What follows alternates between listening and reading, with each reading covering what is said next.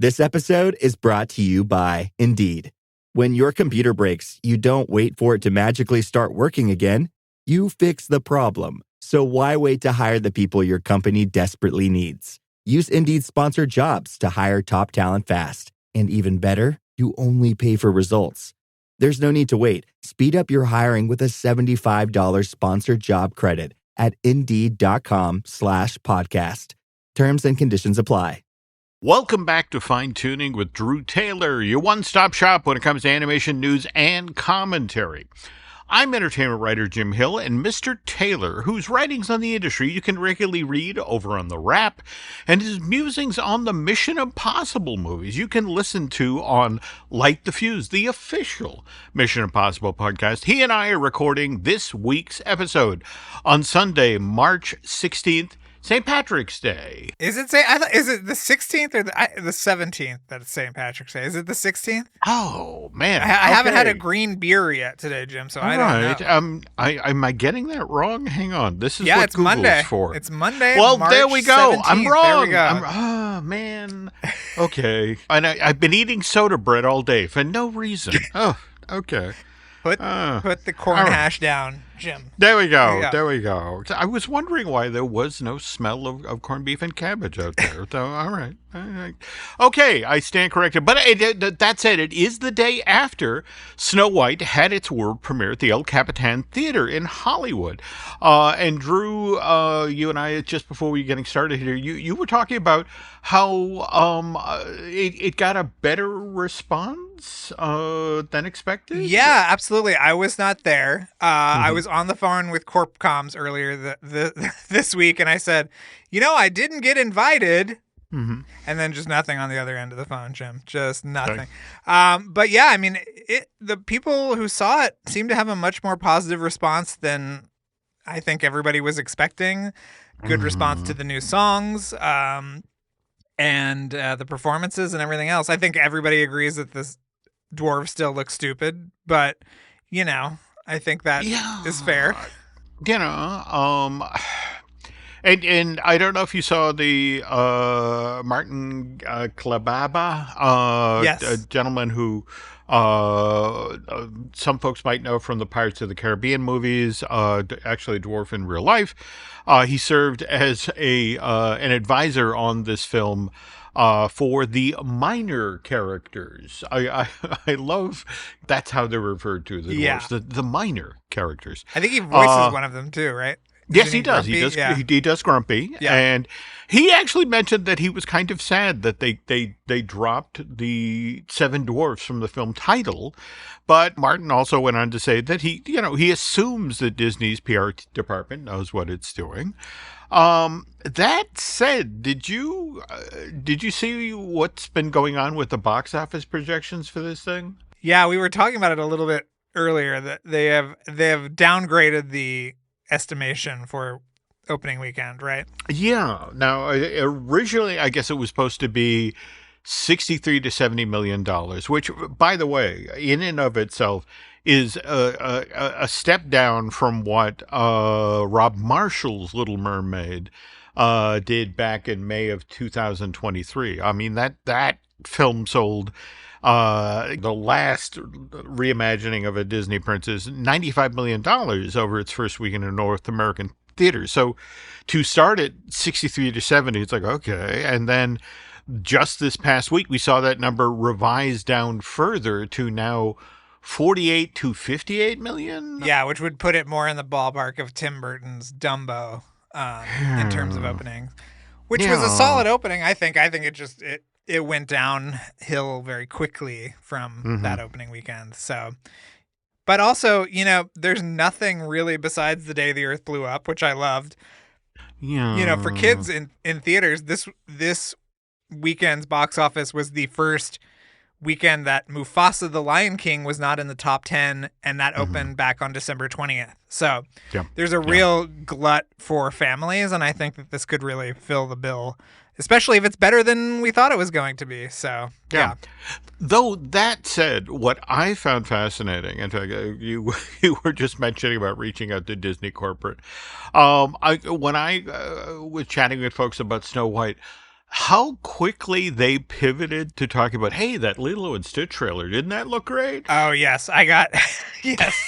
Yes. It was like a silver lining for a difficult week for the folks at Disney after the brouhaha about the Snow White premiere. But yeah, the second most viewed Disney trailer ever or something? Yeah.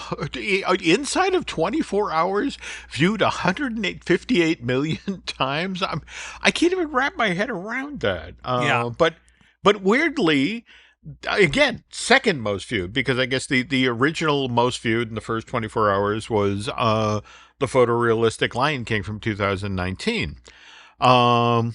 Now, where this gets interesting is that, again, and we've talked previously on the show about Snow White's kind of tortured journey to the screen. In fact, it's important to remember here, folks, Disney originally announced this live-action reimagining of Snow White, October 2016? So this is 9 years? All good movies, Jim, take 9 years of there we go.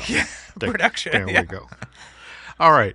But you'd think, okay, we had some issues with The Little Mermaid. We had some issues with Snow White. Are we going back to the well?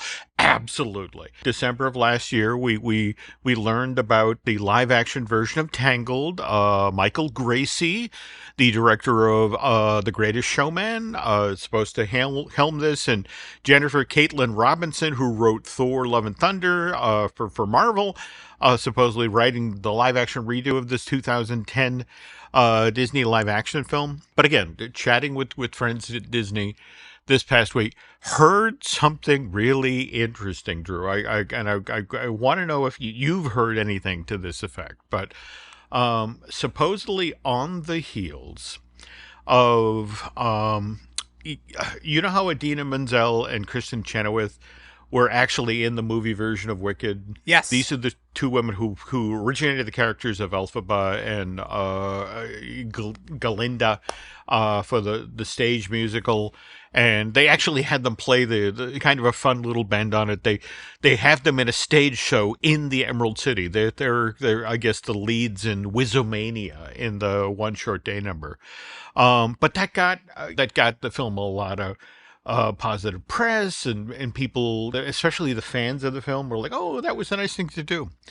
Have you heard about Disney potentially doing something like this with the live action Tangled? No. In terms of what? I mean, they need to keep Zach Levi very far away. Well, see, no, that's what kind of surprised me about this story. That supposedly the idea that Disney is kicking the tires on is, remember, in Tangled, we see her mom and dad a couple of times over the course of that movie. We see them in the very beginning. We see them in the middle when they're very sad because their daughter isn't home yet, and they send all those lanterns out over the kingdom, and then see the reunion at the end. And it's one of these things where it's like, wouldn't it be interesting if we had Zachary Levi and Mandy Moore come back and play those roles in this film? But toward what Drew just mentioned, there are a lot of people at Disney who really, really, really don't like this idea. But at the same time, there are a number of folks at Disney who understand that we have 46 months left of the second Trump administration, and that perhaps that's if we're lucky, Jim. That's if we're lucky. All right. But it's kind of a notion of, if you look at the way the company has crept things in, whether it's the Moon Girl and Devil Dinosaur, or what happened with the Kai character in Win and Lose. And by the way, before I forget, you got to see the last two episodes of Win and Lose, right? Talk about a home run. Yeah, Jim. Yeah. I thought it just wrapped up beautifully, and yes, yeah, absolutely. And I think that there was enough stuff in the Kai episode that it came across without being sort of explicit, but. Yeah, but I mean, don't get me wrong. I like the arc of that character anyway. I get, and it's one of these things where I'm not going to lie, you don't necessarily miss it.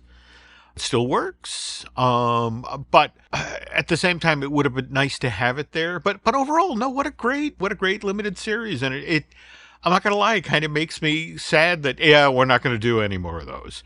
Yeah.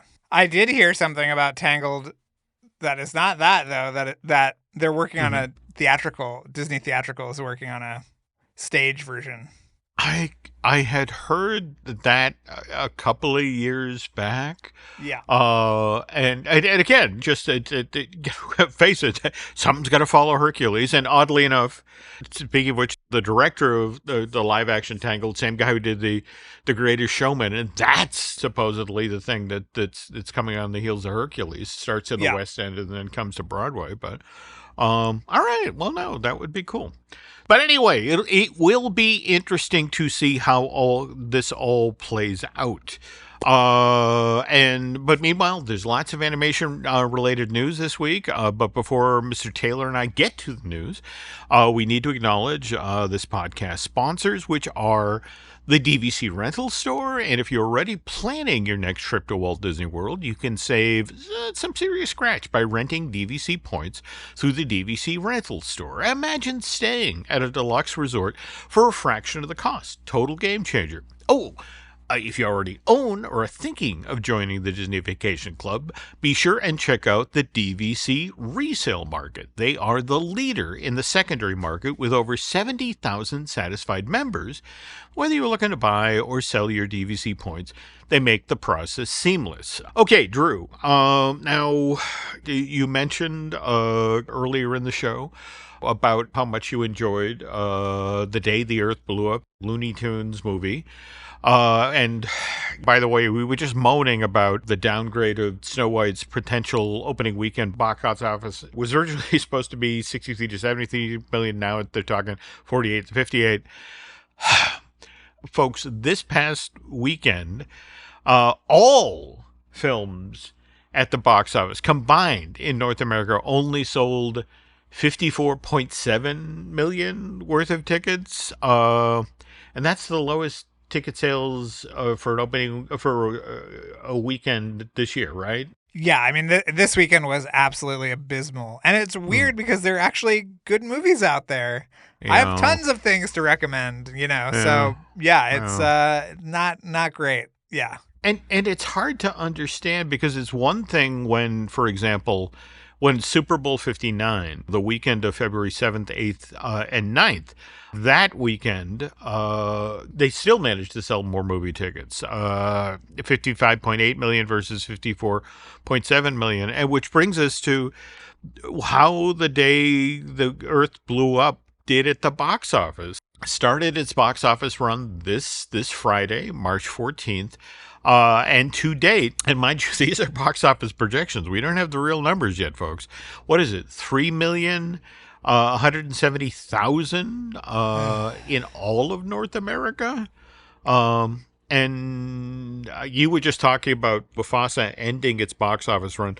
Dogman, which this past Friday began its 7th week in theaters in North America, still managed to sell 2,500,000. And it's been on PVOD for weeks now as well. Yeah. I mean, this is the thing. I just feel bad for all of the folks at Warner Brothers Feature Animation who work so hard on The Day the Earth Blew Up. This Looney Tunes movie is just legitimately funny.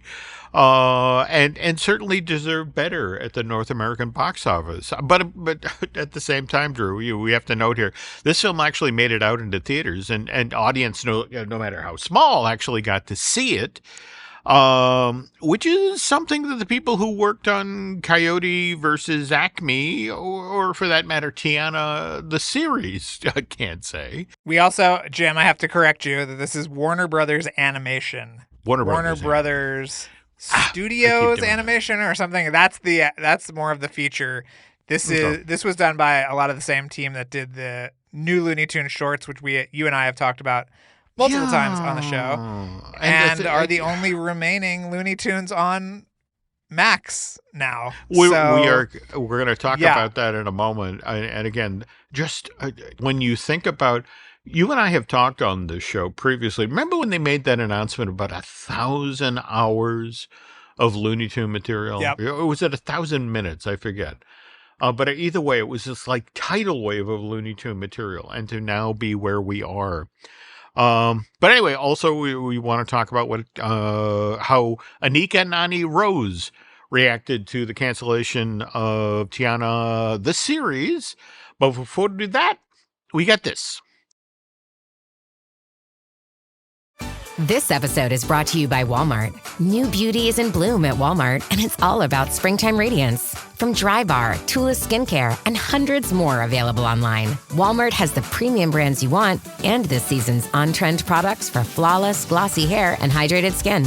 Big name beauty brands? Check. The things you love? Check. Find trending spring beauty and all you need to look and feel gorgeous at Walmart, on app and online. This episode is brought to you by Prime Video. In the small town of Holland, Michigan, nothing is ever what it seems. Behind the tulip festivals and pretty houses lay dark secrets that threaten to tear a marriage apart. Nicole Kidman stars in this darkly twisted thriller about a wife and mother whose quest to uncover her husband's secrets may get her more than she bargained for. Holland, streaming on Prime Video March 27th. I was never really a runner. The way I see running is a gift, especially when you have stage 4 cancer. I'm Anne. I'm running the Boston Marathon, presented by Bank of America. I run for Dana-Farber Cancer Institute to give people like me a chance to thrive in life, even with cancer. Join Bank of America in helping Anne's cause. Give if you can at BofA.com/supportAnne. What would you like the power to do? References to charitable organizations is not an endorsement by Bank of America Corporation. Copyright 2025. And we're back. Okay, Drew and I just shared a somewhat depressing story about the day the Earth blew up a Looney Tunes movie, and nobody knew about it, Jim. It was like, when Ketchup Entertainment is your distribution partner. If a tree falls in the forest, Jim, and no one is around to hear it, that is what we're working with.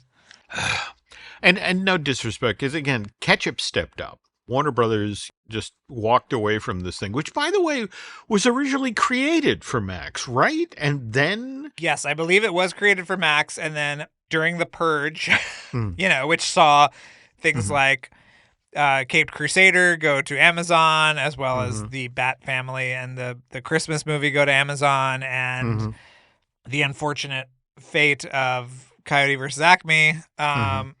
This was another orphan, but it was fully animated, and they felt that it had more commercial, kind of like viability. It also is just a wonderful legacy product, but yeah, I don't know what the plans are after the theatrical. Like, is this just it? Is Ketchup just doing the theatrical and then it'll go on Max and we'll have a nice Blu-ray, set, or what? I don't know. I don't know either, but it's interesting that you mentioned legacy and in regard to the Looney Tunes, because let's talk about what's happening over at Max, and that's the 255 original Looney Tunes are being pulled off of that subscription streaming service? Yeah, they're gone. They're gone right now. I don't understand this. I mean, I just think about it. When you think about the connection to the company, the affection and goodwill that the fans have toward those characters, never mind that they're licensable IP, but it's also important, I guess, to stress here that if you go to Max, there is Looney Tunes product still there, but it's the new stuff, right? Yeah, it's all that new product that you were talking about just a few minutes ago. Yeah. I mean, I ordered the 4-disc Blu-ray collection because it's not everything, but it's more than is on Max. So again, Jim, the importance of physical media. Oh, absolutely. But it's like they did weird. Did you see that almost all of the Teen Titans is gone too? No. Like, I always love watching old episodes of that, and it's gone. So yeah, there's just, I don't get it. I don't understand. What is the business plan here? Absence makes the heart grow fonder, and we bring all this stuff back at another age. I mean, and that's the thing about the Looney Tunes. I mean, this is something that stretches all the way from April of 1930. By the way, very first Looney Tunes was Sinking in the Bathtub, starring Bosco. And then the official end of the Looney Tune theatrical series. Have you ever seen this one, Hair and Loathing in Las Vegas from 2004? No. I mean, it sounds very much up my alley, Jim, but... Actually, no. As I was watching it today, it's like, Drew has to see this. Well, where did you watch it? Well, it turns out it's just laying there on YouTube because here was the plan originally, that Looney Tunes Back in Action was supposed to go out into theaters November of 2003. Or what is it? Joe Dante directed the live action. Eric Goldberg did the animation. And the notion was, this is going to do so well, we need to have a new theatrical short ready. And it's going to be the first of a new series. And what you'll find fascinating about it, I mean, for example, Dan Povenmire from Phineas and Ferb is one of the writers on this thing. It's directed by Bill Kopp, who did, again, with your love of 90s Disney, this is the guy who did the Ren and Stimpy ripoff, the Snookums and Meat funny cartoon show. Yes, yeah. I remember it. Yes. Okay. All right. Also worth noting, he also did Eek the Cat. So let's be fair here. But here's the thing. It's a film that came out. In fact, well, it didn't come out. Looney Tunes Back in Action comes out in November of 2003, doesn't do the business, and suddenly, again, classic Warner Brothers.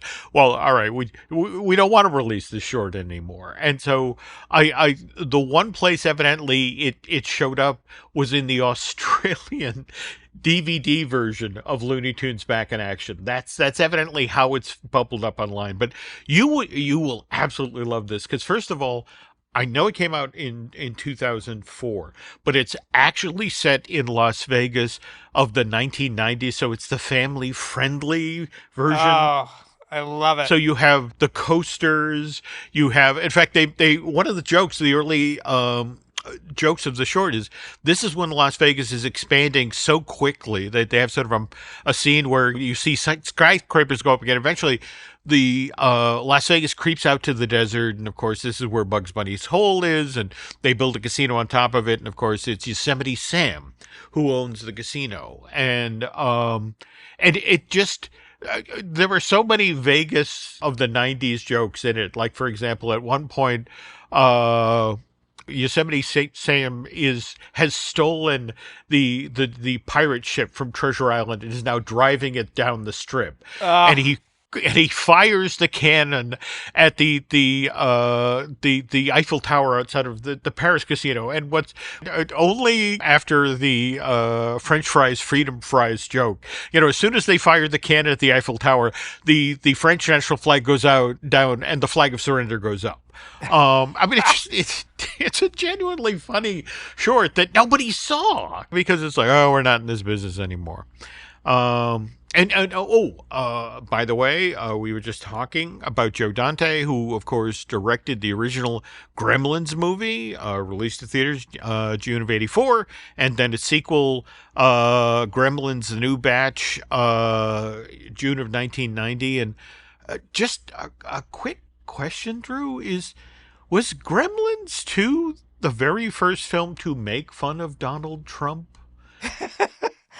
No, seriously.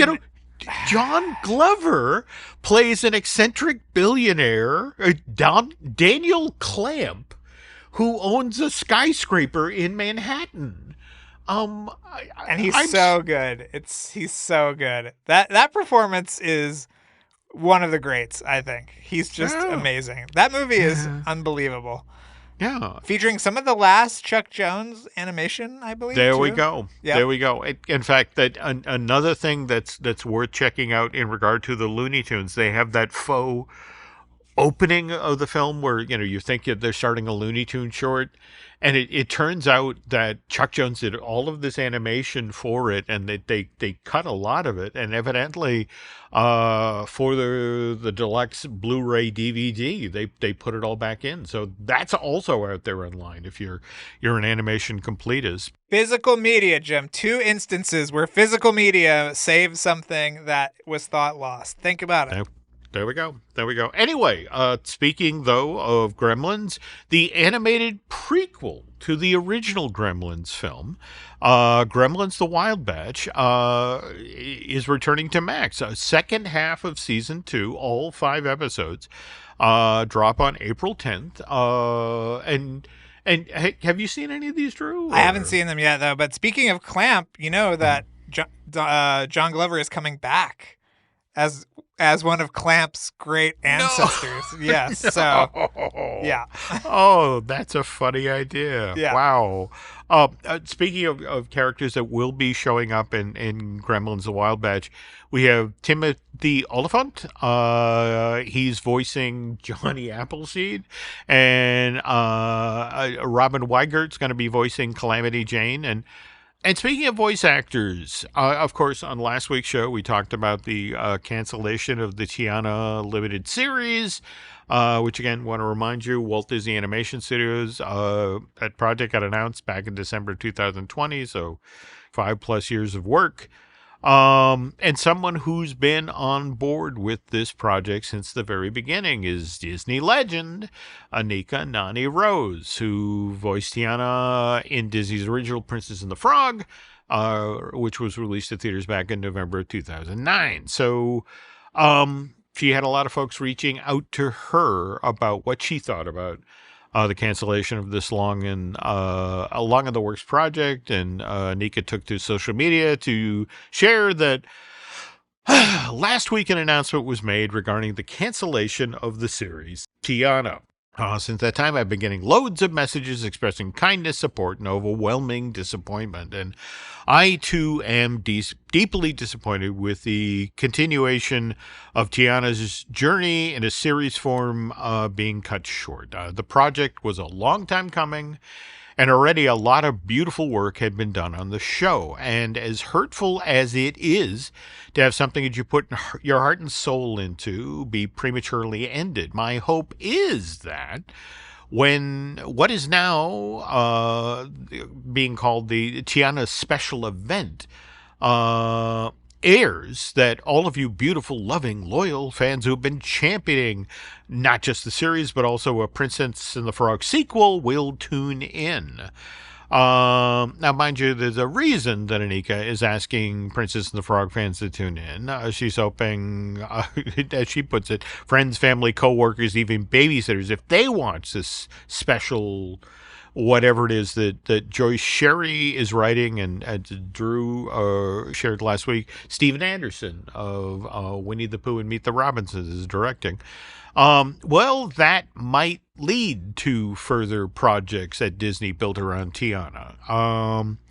And which is why Rose, again, via social media, is urging Princess and the Frog fans to show your love and desire in the numbers, and then to make that desire an undeniable and real thing. And then Anika closes out her message to Tiana fans by saying, "We will be continuing to work hard to bring you the most beautiful content we can." But that said, again, Drew was reaching out to friends at Disney to get, is there anything out there they can share yet about this Tiana special event? And I was told we're a year out, easy, before this is going to show up on this subscription streaming service.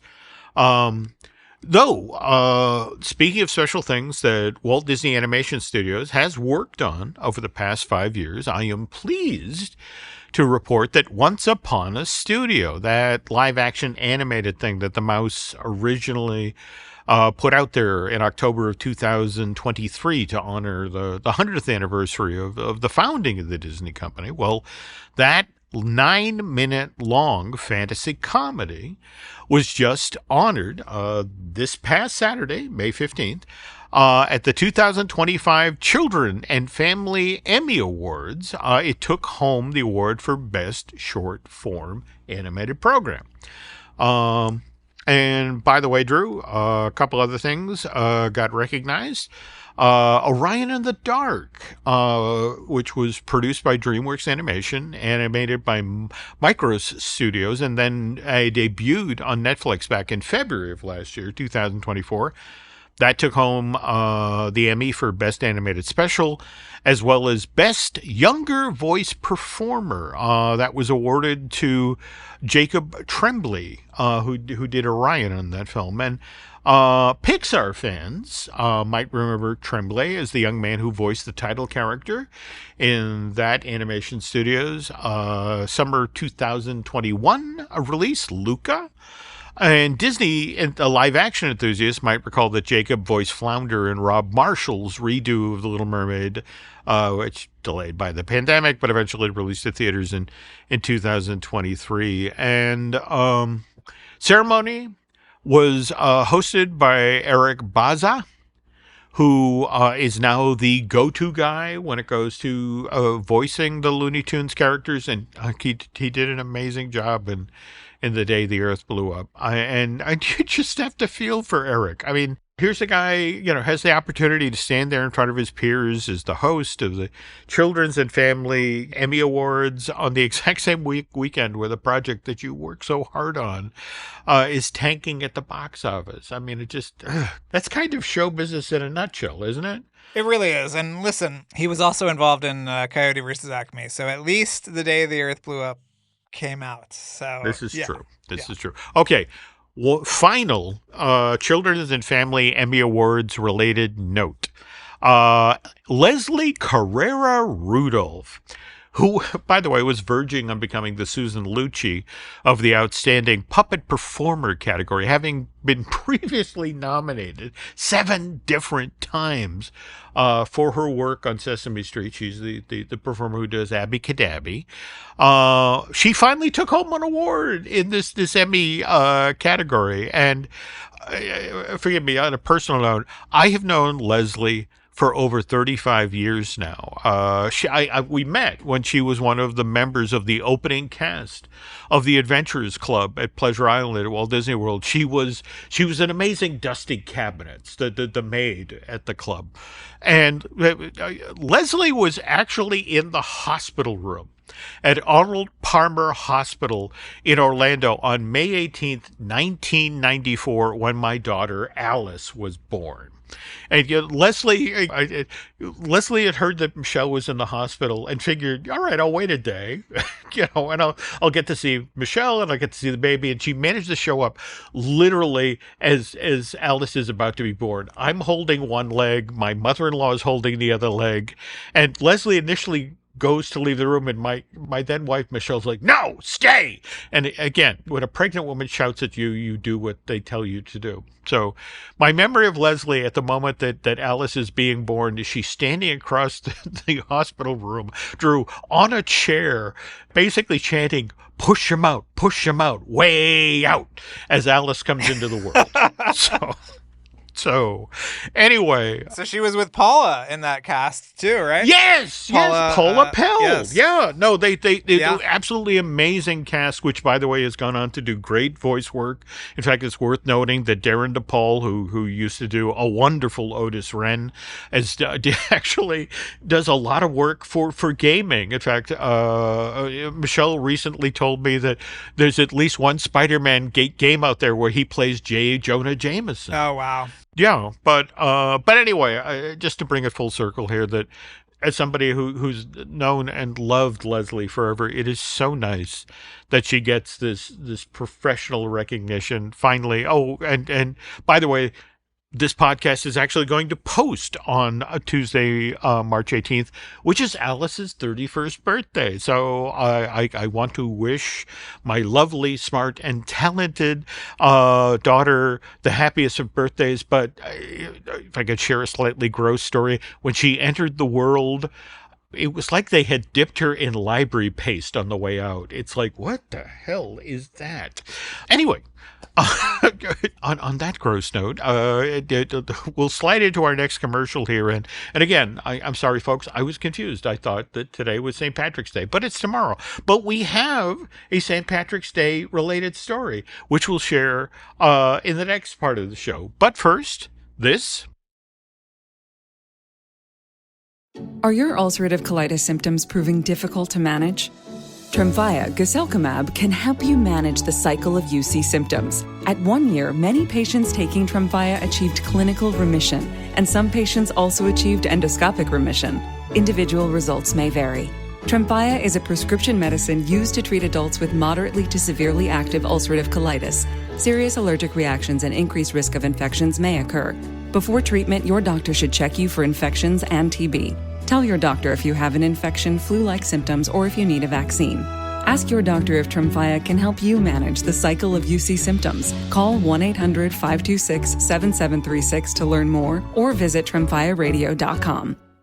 Hey, it's Bill Simmons from the Bill Simmons Podcast here to tell you about Michelob Ultra Courtside. It's getting fans closer to the NBA with a chance to win prizes like courtside seats, a trip to All-Star Weekend, and much more. Check it out at MichelobUltra.com/courtside. Michelob Ultra Superior Access, Courtside 24-25 sweepstakes, no purchase necessary. Open to U.S. residents 21 and up. Begins on October 1st, 2024, ends July 1st, 2025. Multiple entry periods. Visit MichelobUltra.com/courtside for free entry deadlines, and official rules. Message and data rates may apply. Void where prohibited. Okay, and we're back. And again, I can't obviously read a calendar, Drew, but to change the subject, look, anyone who listens to Fine Tuning regularly knows that Drew and I are Adult Swim fans. We just love that programming block over on Cartoon Network. And which is why we want to take a moment right now to acknowledge the recent passing of veteran voice actor and comedian George Lowe. Because the show that Lowe was a huge part of, Space Ghost Coast to Coast, was effectively the program that plowed the road for Adult Swim. Now, Drew, did you ever get to see Space Ghost Coast to Coast? Oh, it was hugely informative to me because it hit right at that time where it was it was unlike anything anybody else had done. In the early and mid 90s, there was this crazy obsession / interpolation of weird things from the 50s and 60s.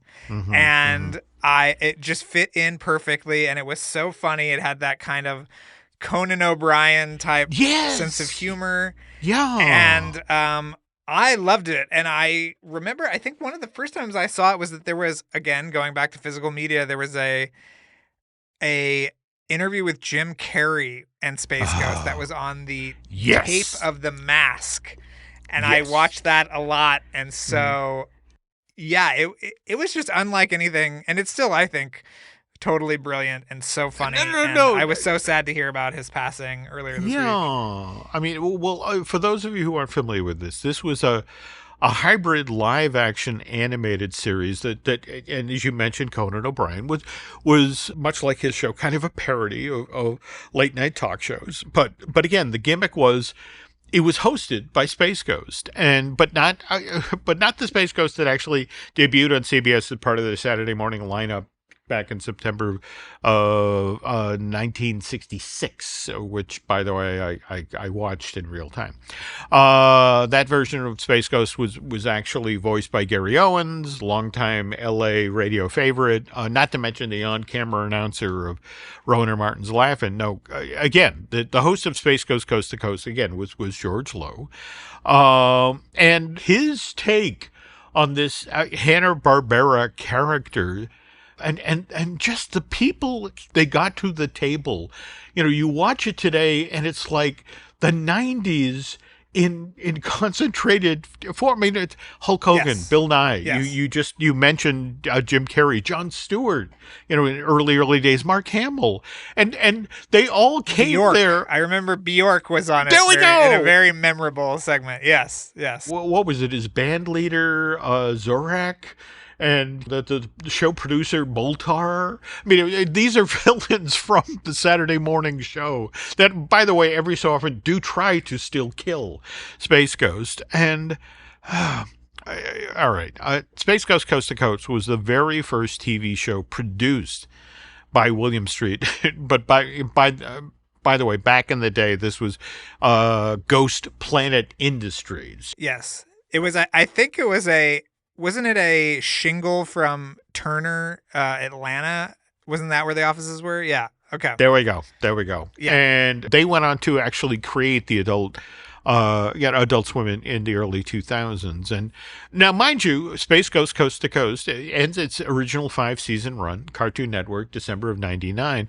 Adult Swim launches September of 2001, and not gonna lie, we needed it then. But the folks at William Street, they took this opportunity to revive Space Ghost Coast to Coast, which gave George Lowe even more opportunities to just fillet celebrities who, by the way, loved it, who really enjoyed the nobody cares, Moby, nobody cares. Anyway, funny man. Loved his take on this character. And by the way, the people at Cartoon loved his take on Space Ghost as well. I mean, they kept asking him to come back and voice the character. And in fact, as recently as February of last year, 2024, George was back doing Space Ghost for an episode of Max's Jellystone. And he was only 67. Very funny performance. Yeah. Did you see the Jellystone episode, Jim? No, I got to go find it. What did they do? Well, he's just, I mean, it's just classic Space Ghost, and it's just wonderful to hear him do it one more time. And yeah, it was really unbelievable. On one of the DVD sets, you actually get to see them doing a table read of the episode with him, and it's just as funny as anything that aired, because obviously they were writing all the lines for the celebrities. Mm-hmm. So you have, the intern or whoever being, John Stamos or whoever it is. And it's just delightful. If you weren't there, it was just such a wonderful kind of counterculture moment. Mm-hmm. And yeah, you're right, Jim. It would, C-Lab 2021 kind of like followed more closely in footsteps. And then there was like the Brack Show, which was a complete spinoff that he would pop up in every once in a while. I forgot about C-Lab. Yeah, it's just so good. C-Lab, again, same gag. Every show ended, same gag. Didn't matter. It was still funny as hell. Yeah. Love that show. Anyway, George was only 67 when we lost him. And I say this is now a 66-year-old. That's too soon. And so this is why Drew and I want to extend our heartfelt condolences to the friends and family of George Lowe, who, by the way, passed away on March 2nd. Just, again, so sorry for your loss. And he will definitely be missed. And all right. So now we're going to go from the big man on Ghost Planet to the little man at Disneyland. Drew, are you familiar with Patrick Begora? Is that the little man at Disneyland? The little man of Disneyland. Of Disneyland. I know where his little house is. There we go. All right. Yes. So if you're going to Indy, there's the little kind of slice of jungle in between the Jungle Cruise and Indy, right? And there's a tree, and look at the base of that tree, and you can see a little house, right? That's right. There's a door, there's a window, there's a little chimney and a lantern over the door. And who Drew is talking about is this is a character that was actually introduced to the world in a little golden book that was published in 1955, just as Disneyland was getting out of the ground. And the story it tells is about Patrick Begora, who actually lives in the orange and walnut groves of Anaheim, and the very place that Walt's about to flatten to build his family fun park. And this leprechaun, as the book reveals, not initially keen about sharing his home with all of these tourists, but they take him by helicopter to Disney Studios and they show him the plans. And by the way, Drew, what's fascinating about the plans is they've got them up on the wall. That's illustration, which by the way, Dick Kelsey, who did work for Disney on like Alice in Wonderland and Fantasia, he did the illustrations for the book. But the plans that are pinned up to the wall are like of a giant Ferris wheel, which of course Disneyland never had, but DCA did. So it's like, what plans are you showing this leprechaun? Well, didn't Walt hate Ferris wheels? Wasn't that part of it? That's also worth noting. But anyway, thanks to the trip to Walt Disney Studios, Patrick comes around, and so Disneyland is built around his home. And as Drew mentioned, they the book gets published, and so many people come to Disneyland looking for Patrick's home that they do eventually create this little. Again, only the folks who know the Little Golden Book would come looking for it. And by the way, this Little Golden Book became very highly sought by Disneyana collectors, which did not go unnoticed by the folks at D23, which is why they then had Little Golden Books reprint The Little Man of Disneyland in 2015, just in time for the 60th anniversary of the park.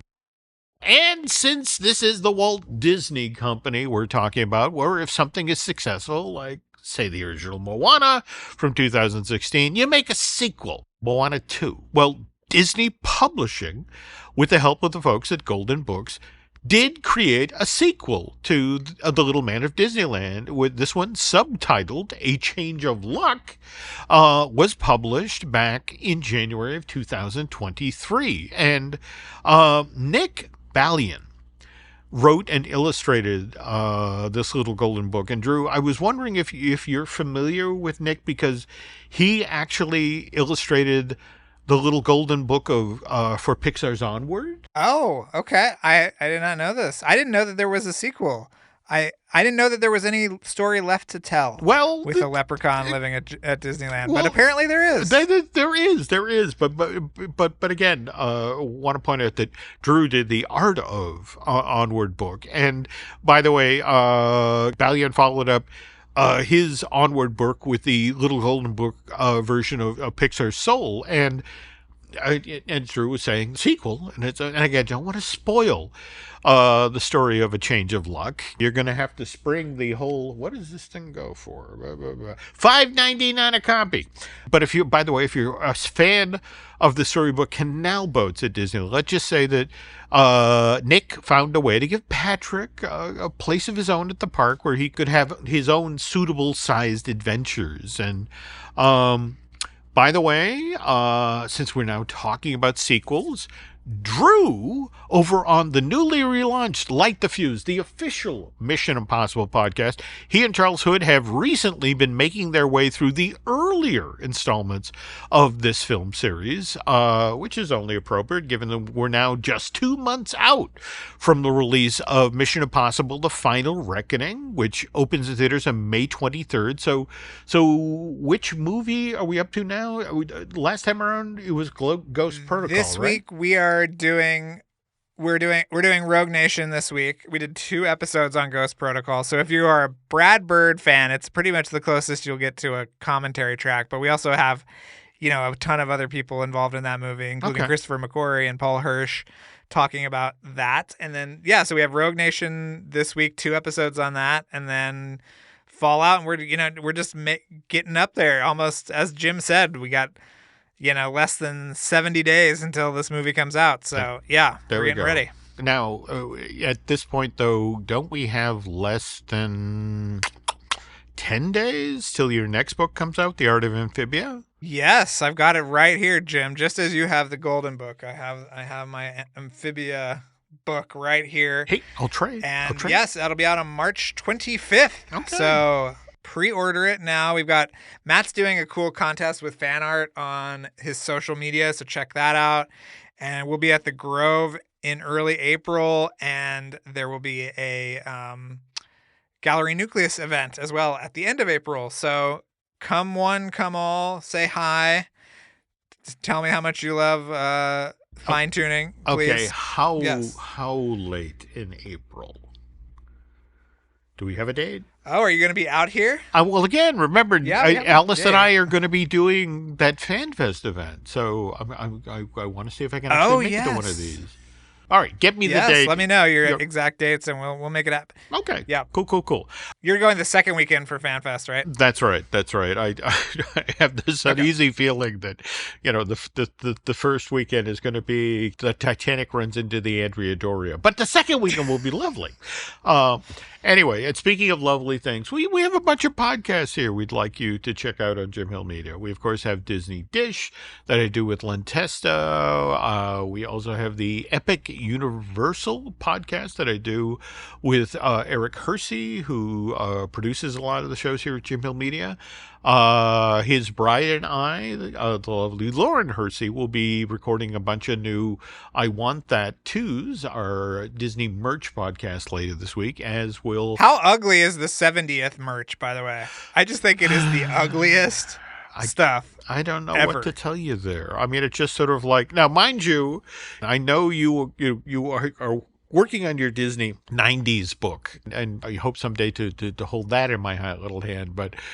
Graphically, if you go back to some of the stuff that they were doing for like the 35th anniversary. Yes, it's pretty good. Yeah, well, okay. Also, the 50th had all that amazing Kevin and Jody stuff. It did. That came out. It did. The replica of the drumming monkey, like all that stuff. And I don't know. It's just like, oh, we get ugly iridescent ears for the 70th. Cool. And by the way, strictly from a Disney merch point of view, Duffy and Sadie Mae get their own float in the parade. This is literally the third time, Disney merch is, let's put those bears back in the park and see if stateside people will finally buy them. And it just... Oh, I remember when Duffy was at Epcot and it was like he was alone in a bungalow, like smoking a cigarette, wondering if anyone would come up and talk to him. No, yeah. And they did the same thing with DCA 2.0. He had his own pavilion on Paradise Pier and nobody went. Wow. Okay, what else besides I Want That, Jim? You got to Let's see, what else have we got? Well, of course, we have the our wonderful theme park history show, Manufacturing the Magic, that we host. That's done by Noah and Shelley Valladolid, Alice's mom. And also want to remind you about Disney Unpacked, the video show that Len and veteran Imagineer Jim Schul and I do over on Patreon. This past month we talked about Tom Sawyer's Island, and we are recording a show this week about how the Disney parks have kept Snow White evergreen over the past 70 years. So everyone should follow Jim Schul on Twitter as well, because he's going full goblin mode these days, and it's very enchanting to watch. What? Yes, his Disney Journey show on YouTube is but at the same time, he has some opinions. Yes. Anyway, special thanks to Eric Hersey and David Gray for doing such a good job on the production side of this podcast. As we head out the door here, I want to ask that you please do a favor for Drew and I. If you could head over to Apple Podcasts and rate and review, well, not just the show, Fine Tuning, but also Light the Fuse. It gets us a few extra ears and eyeballs.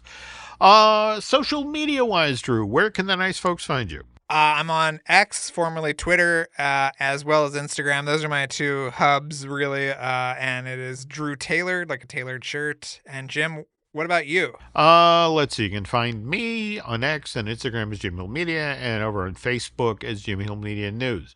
One final thing here, folks. Again, I know it's in the review.